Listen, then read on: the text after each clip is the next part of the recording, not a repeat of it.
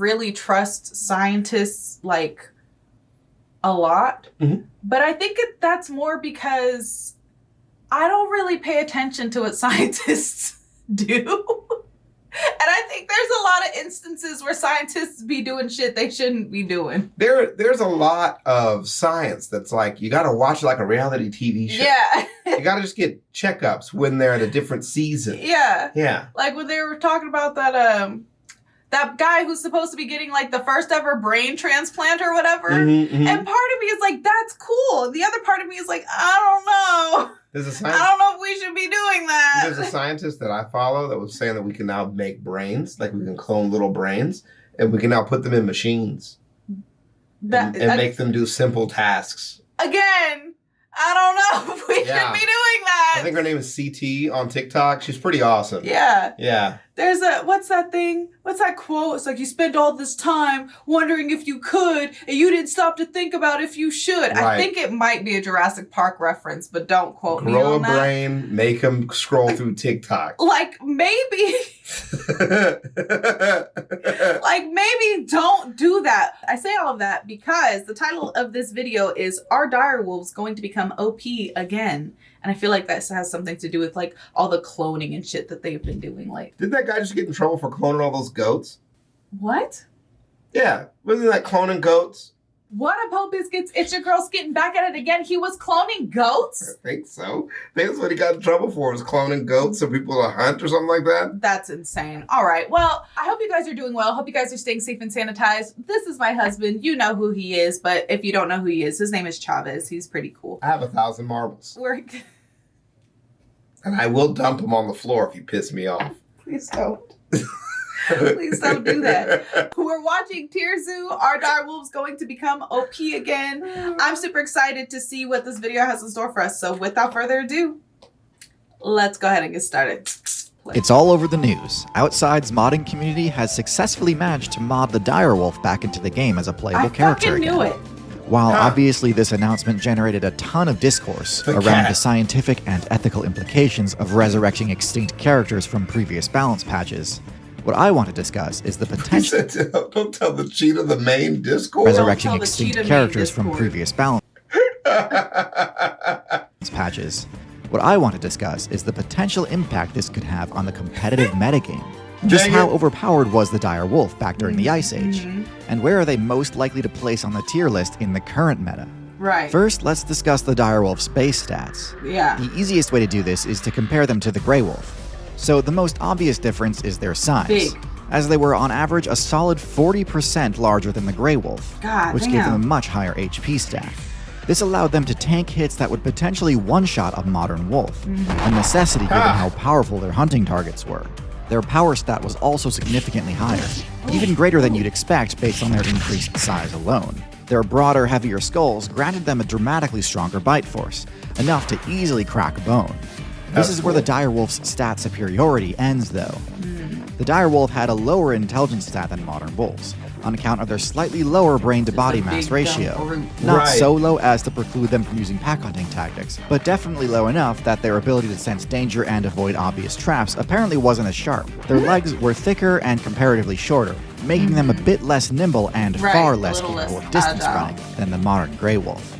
For stealth, the direwolf's bright white coat gave it a massive stealth bonus on snowy terrain. But we don't have snow anymore. Right. Damn. But was otherwise a bit worse than the versatile camouflage of the grays and browns of the modern wolf. Yeah. Their perception abilities were more or less comparable, and the same goes for the defense stat, as both relied on their thick fur as a form of light armor.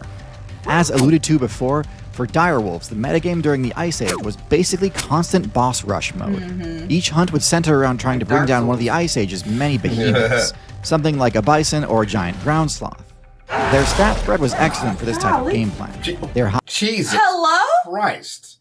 Why was that so loud and so aggressive? He said this still needs some action. I'm going in. Oh my god, that was insane. Their high damage, blood loss inflicting bites, and pack hunting tactics were a devastating counter to the high HP herbivores of the time. I just realized, are those wolves attacking a camel? Yeah, it's just a straight up camel minding his business in the desert, getting eaten by direwolves. Why did we AI generate this? Oh, it's giant sloths. their lower mobility was less of an issue than you might expect, since most of their hunting targets weren't going to run away anyway. That said, even with their boosted HP compared to Grey Wolves, engaging Pleistocene megafauna head-on was extremely risky, and could very easily have resulted in getting sent back to your respawn point if you got careless. But the larger issue was the direwolf's matchups versus the other apex predators of the Ice Age. After securing a kill, characters like the short-faced bear and Smilodon would often bully them away from the meat, and could easily delete their entire HP bar if they tried to fight back. Because of this poor matchup spread, direwolves were often forced to eat as quickly as possible, or to wait for the more dangerous players to finish looting before getting to reap the rewards of their own successful hunts. In this scenario, their incredible bite force had the bonus effect of letting them get more value out of a carcass than other predators could. Can eat the marrow. As even after bears and saber-tooths were finished with it, there would still be plenty of bone marrow available for the wolves. In this regard, the direwolf has a lot in common with the spotted hyena, being a powerful hunter that can also pivot to a scavenging playstyle whenever necessary.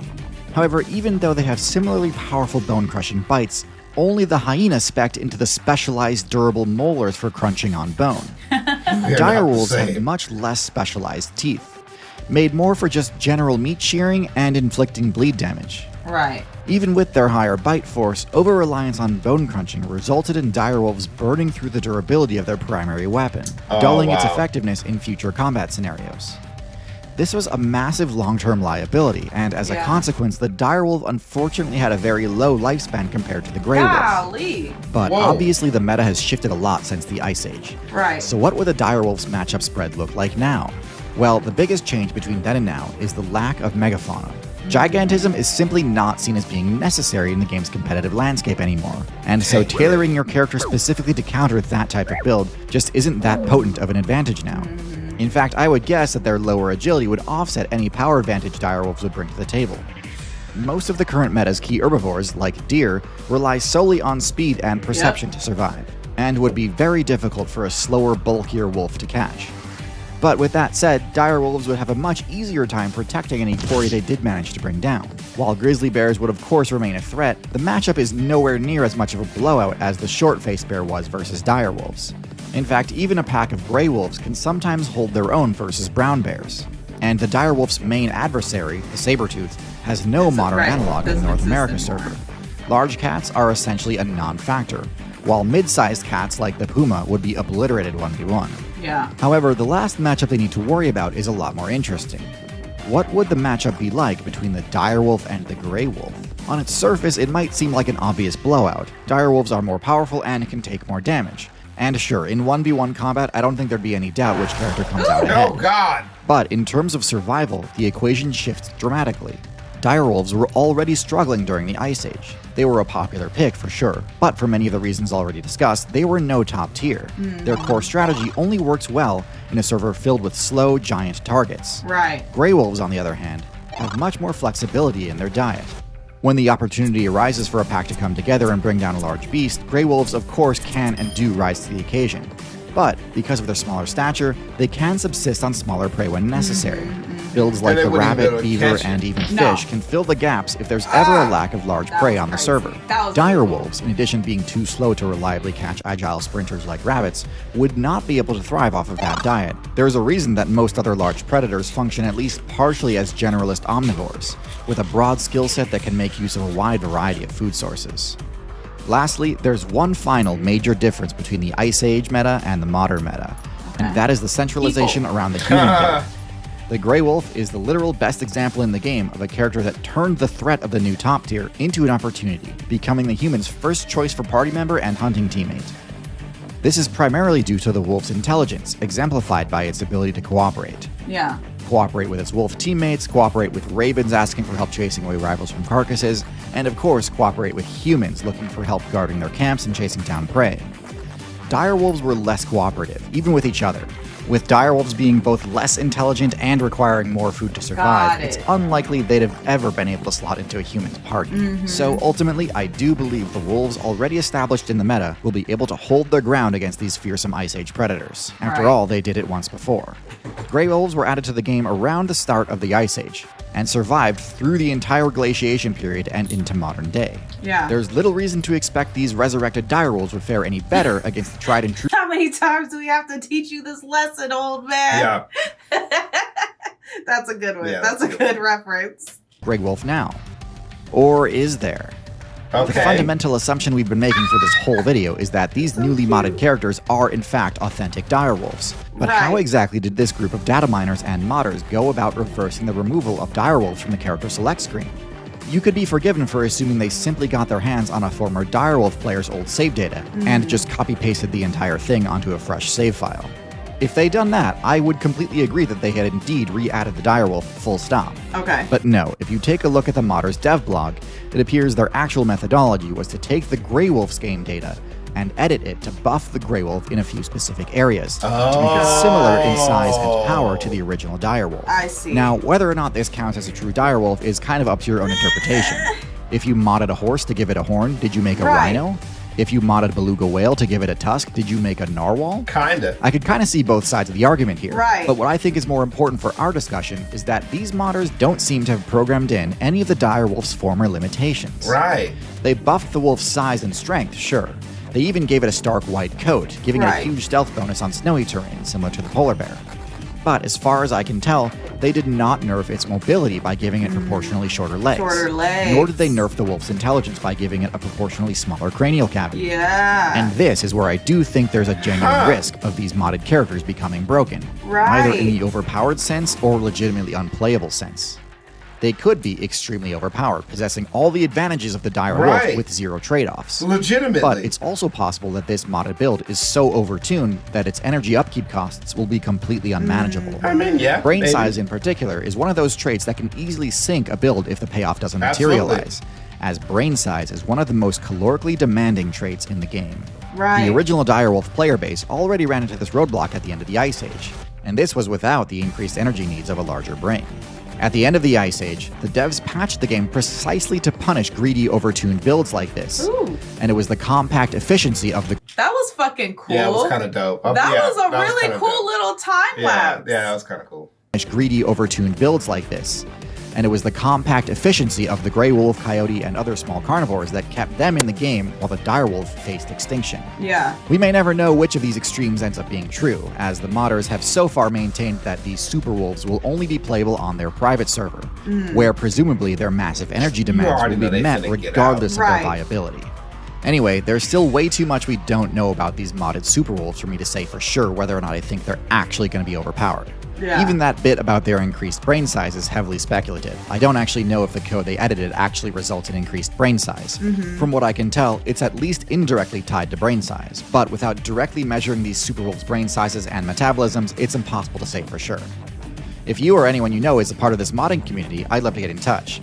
They've been hinting at the possibility of doing something similar for the mammoth, so I'll try to keep you all updated on the latest modding shenanigans. Subscribe so you don't miss it. Thanks again for watching, and as always, good luck out there. All right, that was awesome. That was like cool, but also, again, just going back to what I said at the beginning, there's just some things I don't know if we need to be doing. I like it. I like that a lot. I think we should play with more things that were extinct. Oh my God. Yeah, do the lizards next, the funky looking ones. Do you mean dinosaurs? No, the lizards. Oh. We learned that they're just big lizards. Yeah. And the rats. No. The first human rats. No more. I want to meet my ratty ancestors. If you Four-legged freaks. If you haven't already checked out our Lindsay Nicole reactions, definitely do that. Those are super fun. Thank you guys so much for joining us. Thank you, husband, for joining me. Are you ready to dump the marbles? No, we're not dumping the marbles. I want to dump them down the stairs and then record it and see what happens. Absolutely. That's my science experiment. We're not doing that. I'll invite over my nephew and he'll do it for enrichment. You can't stop me. Don't forget to leave your reaction requests and recommendations down in the comments below. Give me ideas what to do with the marbles. And other than that, peace out, ho biscuits. It's Skittenlit. You could eat them.